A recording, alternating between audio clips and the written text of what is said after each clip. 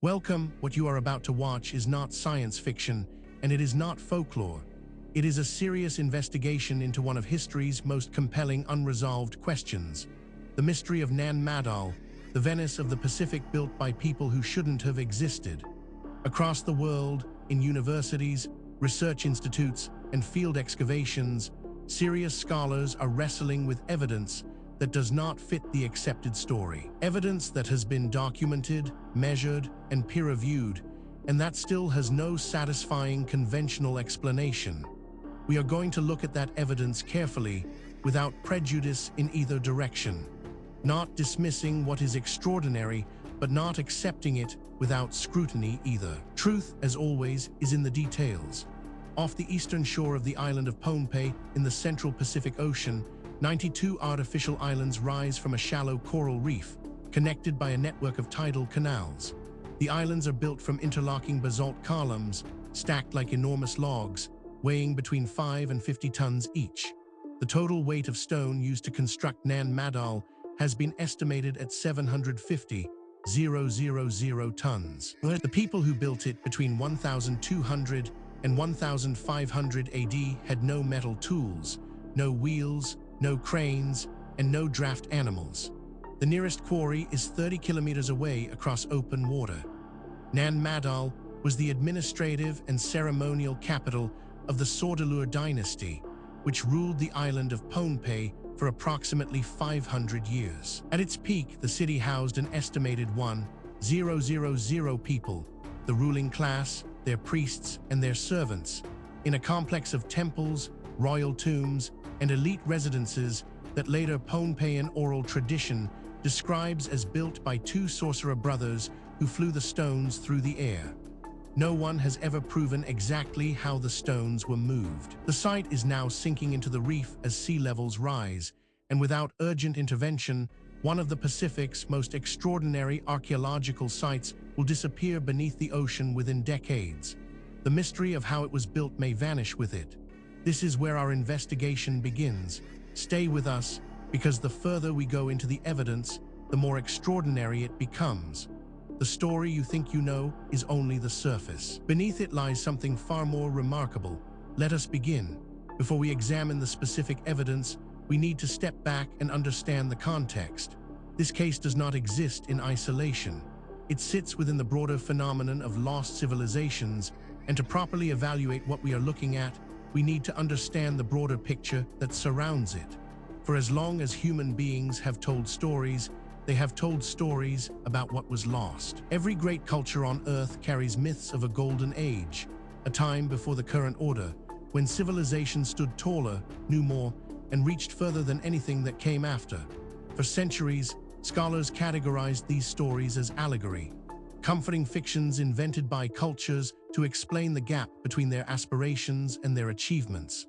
But a quiet revolution in archaeology, geology, and oceanography has changed that calculus. The evidence now accumulating from seafloors, ice cores, and ancient texts is demanding a fundamental revision of the human story, one in which the line between myth and memory is far thinner than we imagined. The conventional timeline of civilization holds that complex urban society first emerged in Mesopotamia around 3500 BC. Before that, scattered farming villages, nomadic hunter-gatherers, and nothing more. But this tidy narrative has been challenged repeatedly by anomalous discoveries that do not fit the accepted sequence. Megalithic structures dated to 10,000 BC or earlier. Astronomical alignments encoded in monuments by cultures supposedly too primitive to understand the sky. Mathematical ratios embedded in architecture that would not be formally derived for thousands of years. These discoveries are not fringe fabrications. They are measured, published, and debated in peer-reviewed literature. They point toward a past far more complex than the textbooks describe. What happens when a civilization falls? Most of its knowledge disappears. The libraries burn, the engineers die, the farmers abandon the fields. Within a generation or two, the grandchildren of architects are living in the ruins of buildings they cannot build. We know this happened in the Bronze Age collapse of 1200 BC, when a networked civilization spanning the Mediterranean was destroyed in a matter of decades. We know it from the fall of Rome. History is not a steady march of progress. It is punctuated by catastrophic resets, after which humanity must begin again. The question is whether some of those resets happened far earlier than we know, and whether their traces are still waiting to be found beneath our feet. This context matters because it tells us something important. What we are about to investigate is not an isolated curiosity. It is part of a pattern that researchers in multiple fields have been independently documenting for decades, and patterns in science demand explanation. With that foundation in place, let us now turn to the specific case at hand. Now we reach the heart of the matter. The core evidence surrounding Nan Madol, the Venice of the Pacific built by people who shouldn't have existed, is more extensive, more verified, and more troubling for conventional explanations than most people realize. Let us walk through it systematically, fact by fact, and allow the evidence to speak for itself. We are not going to speculate here. Every point that follows is documented in peer-reviewed publications, official archaeological records, or government archives that are publicly accessible. The question is not whether these facts are real. The question is what they mean. Consider this first extraordinary detail. Nan Madol was constructed between approximately 1200 and 1500 AD as the capital of the Saudeleur dynasty, the ruling lineage of Pohnpei in what is now the Federated States of Micronesia. The site consists of 92 artificial islets built on a tidal flat and shallow reef off Pohnpei's eastern shore, covering approximately 18 square kilometers. It served simultaneously as a royal palace complex, a mortuary center for the burial of Saudeleur kings, and a ritual and administrative headquarters for the governance of the entire island. This single data point, if taken in isolation, might be set aside. Anomalies happen, instruments malfunction, researchers make mistakes. But as we continue, you will see that this is not an isolated anomaly. It is part of a consistent and documented pattern. But that is only the beginning. Researchers also discovered the construction material of Nan Madol is prismatic basalt, naturally occurring hexagonal or pentagonal columns of volcanic rock that fracture cleanly from basalt lava flows. The basalt columns at Nan Madol were quarried from the Socays rock and Naningi outcrops on the northern and western sides of Pohnpei, approximately 25 to 32 kilometers from the construction site. Individual columns range from 1 to 6 meters in length and weigh between 5 and 50 tons. The total estimated volume of basalt used in construction exceeds 750,000 tons. Now, a skeptic might propose an alternative explanation for this, and that is entirely reasonable. We should always test alternative explanations before accepting extraordinary ones. The problem is that the alternative explanations, when examined carefully, create more problems than they solve. The mystery deepens when we examine the walls of Nan Madol's most important enclosure, Nandoa's, the royal mortuary compound, stand up to 5 meters high with walls up to 6 meters thick at the base.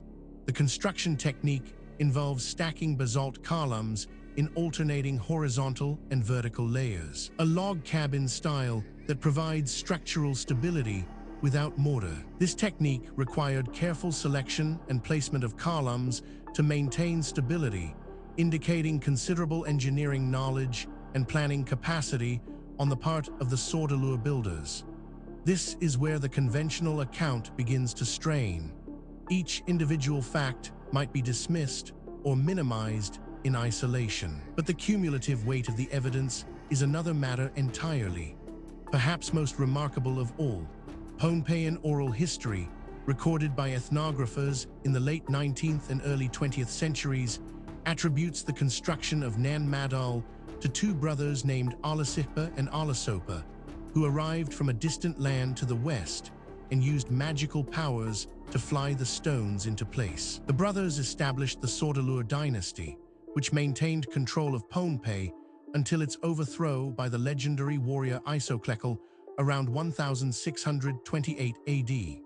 The oral traditions preserve detailed genealogies of the Saudeleur kings and their ritual obligations at Nan Madol. Researchers who have examined this evidence have described it as genuinely difficult to explain within the accepted framework. These are not fringe commentators. They are credentialed academics publishing in mainstream journals, raising questions that the field has not yet satisfactorily answered. Then there is the matter of the Saudeleur dynasty maintained political control of Pohnpei through a combination of religious authority and enforced tribute. Chiefs from across the island were required to reside at Nan Madol for portions of the year, bringing tribute of food and labor. The isolation of the artificial island complex, accessible only by canoe, served a practical political purpose, preventing armed insurrection and controlling access to the ruling dynasty. When Isoklekel overthrew the last Saudeleur ruler around 1628, the Nan Madol complex was largely abandoned. What makes this particularly significant is its independence from the previous points. This is not a case of one theory requiring another.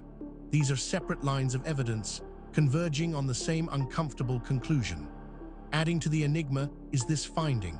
Nan Madol was added to the UNESCO World Heritage List in 2016 and simultaneously placed on the list of World Heritage in danger due to the combined threats of sea level rise, mangrove overgrowth obscuring and damaging the stone walls, and lack of resources for conservation. The Federated States of Micronesia government, working with UNESCO and Japanese conservation teams, has undertaken limited stabilization work, but the pace of deterioration continues to outstrip conservation efforts.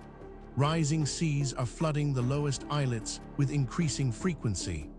Taken together, these facts form a pattern that cannot be explained by coincidence, misidentification, or methodological error. Each piece of evidence has been examined by skeptics. Each has been subjected to alternative explanations, and in each case, the alternative explanation falls short of accounting for everything that has been documented. We are left with a body of evidence that demands explanation and an accepted narrative that does not provide one. This is where serious inquiry begins. Now that we have established the evidence, we need to examine the theories that researchers have proposed to explain Nan Madol, the Venice of the Pacific built by people who shouldn't have existed. This is where the debate becomes most intense, because the theories reflect not just different interpretations of the same evidence, but fundamentally different assumptions about what is possible and what the past looked like. Understanding these theories is just an academic exercise. Each one has been championed by serious researchers with genuine credentials, and each one captures something that the others miss. The truth, if it is ever established, will likely draw on elements of several. The first major explanation proposed by researchers holds that the mainstream archaeological explanation, supported by geologists John Peterson and Mark McCoy and others, holds that basalt columns were transported from the Saudeleur and Naninghi quarries to Nan Madol on large bamboo or log rafts, using the ocean current that runs clockwise around Pohnpei. Experimental raft transport by local communities has successfully moved columns of up to 5 tons. The main objection is that no experimental transport has moved 50-ton columns across open water, and the engineering challenge of loading, stabilizing, and unloading such weight without metal tools or cranes has not been definitively solved. This interpretation has significant academic support and is backed by substantial evidence, but it is not without problems. Critics point out that it requires assumptions that go beyond what the evidence strictly supports, and that key predictions of this theory have not been confirmed by subsequent research.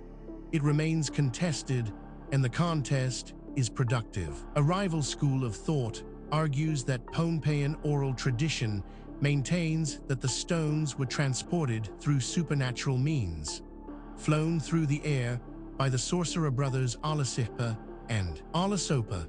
While not taken literally by archaeologists, some scholars, including William Ayres, have argued that oral traditions encode genuine technical memory, and that the flying stone account may preserve a highly compressed description of a sophisticated raft and lever system that appeared magical to later observers. The objection is that oral accounts of this kind typically reflect mythological origin narratives rather than technical documentation. This theory is controversial, and deliberately so. Its proponents argue that the evidence demands an explanation outside the conventional framework. Critics counter that extraordinary claims require extraordinary evidence, and that the evidence presented, while suggestive, does not yet meet that standard. The debate continues in peer-reviewed literature. Perhaps the most unconventional theory suggests that fringe researchers, including David Hatcher Childress, have proposed that Nan Madol was built using advanced technology from a lost civilization, citing the weight of the stones as beyond the capacity of Micronesian society. Mainstream archaeologists reject this interpretation entirely. Coral dating confirms medieval Pacific Island construction. The building technique is consistent with Micronesian architectural traditions, and the labor calculation for raft transport, while demanding, is within the organizational capacity of a polity controlling an island of 25,000 people. What is striking about this debate is not merely that experts disagree. That is normal and healthy in science. What is striking is the quality of the disagreement. Serious researchers, working from the same body of evidence, reaching genuinely different conclusions. That level of fundamental disagreement, when it persists over decades, is a signal that something important has not yet been understood. The question is not which of these theories is right. The question is whether any of them is right, or whether the truth is something that none of the current frameworks has yet been able to capture. The case surrounding Nan Madol, the Venice of the Pacific built by people who shouldn't have existed, does not rest on speculation alone. What distinguishes this investigation from pure mythology is the existence of documented, physical, verifiable evidence, material that has been examined by credentialed researchers and whose authenticity is not seriously disputed. What is disputed is its interpretation. Let us review the most significant documented evidence as objectively as possible. We are not going to cherry-pick the data that supports a preferred conclusion. We are going to lay out what exists and let you draw your own assessment. Physical evidence supporting this account includes geochemical analysis of the basalt columns at Nan Madol, conducted by John Peterson of the University of Hawaii using X-ray fluorescence spectrometry, matched the chemical signatures of the construction material precisely to the Sokays rock and Naningi basalt outcrops on the northern and eastern shores of Pohnpei. This sourcing analysis definitively identified the quarry locations and confirmed a transport distance of 25 to 32 kilometers, eliminating speculation about local or unknown stone sources. This evidence has been subjected to independent verification. Skeptics have examined it. Alternative explanations have been proposed and tested. The data remains. The question of what it means remains open. Investigators have documented coral and charcoal samples from Nan Madol's construction fill, dated by radiocarbon analysis at multiple laboratories. Consistently return dates between 1200 and 1500 AD, precisely matching the known chronology of the Saudeleur dynasty recorded in Pohnpeian oral genealogies. The convergence of radiocarbon dating and oral historical chronology is unusually strong for a Pacific Island site and confirms medieval Pacific people as the builders, ruling out any pre-Columbian or ancient Old World construction hypothesis. This evidence has been subjected to independent verification. Skeptics have examined it. Alternative explanations have been proposed and tested. The data remains. The question of what it means remains open. On-site analysis revealed oral histories of the Saudeleur dynasty collected by ethnographers including Paul Hambruch in 1910 and later systematically recorded by Rufino Mauricio, preserve detailed accounts of the political and ritual functions of specific islets within Nan Madol, including the royal mortuary rites performed at Nandowas. These accounts have been corroborated by archaeological excavation of the named locations, which confirmed the presence of royal burials and ritual deposits consistent with the described ceremonies, validating the oral tradition as a genuine historical record. This evidence has been subjected to independent verification. Skeptics have examined it. Alternative explanations have been proposed and tested. The data remains. The question of what it means remains open. Each individual piece of evidence might, in principle, be explained away. A single anomalous artifact might be misidentified. A single anomalous date might reflect contamination. A single anomalous eyewitness account might reflect misperception. The question is whether all of the evidence can be explained away, and whether the explanations required are more or less plausible than the evidence itself. When multiple independent lines of inquiry converge on the same conclusion, that convergence is the most powerful signal in empirical science. And that is exactly what we are seeing here. We have examined the history, the evidence, and the theories surrounding Nan Madol, the Venice of the Pacific built by people who shouldn't have existed. Now we need to ask the question that is sometimes overlooked in discussions of ancient mysteries. Why does this matter? What does it mean for us today? It would be easy to file this away as an interesting historical curiosity, a puzzle from a distant past with no bearing on our present lives. That would be a fundamental mistake. The questions raised by this case touch on issues that are directly relevant to who we are, where we came from, and what the human story actually looks like before the period covered by conventional history. Nan Madol was designated a UNESCO World Heritage Site and simultaneously placed on the danger list in 2016, making it one of the few sites to receive both designations at once. The primary threat is sea level rise.